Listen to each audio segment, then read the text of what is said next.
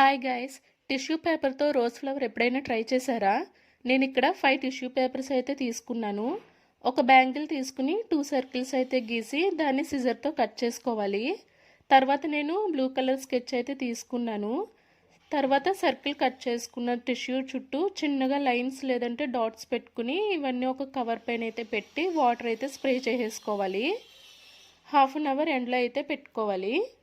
తర్వాత చిన్న గ్లాస్ తీసుకుని వీడియోలో చూపిస్తున్నట్టు ఒక్కొక్క పేపర్ని గమ్తో అతికించేసుకోవాలి. నేను ఇక్కడ బ్లూ కలర్ స్కెచ్ అయితే యూస్ చేశాను బ్లూ ఫ్లవర్ కోసం. మీకు ఏ కలర్ ఇష్టమైతే ఆ కలర్ స్కెచ్ అయితే యూస్ చేసుకోవచ్చు.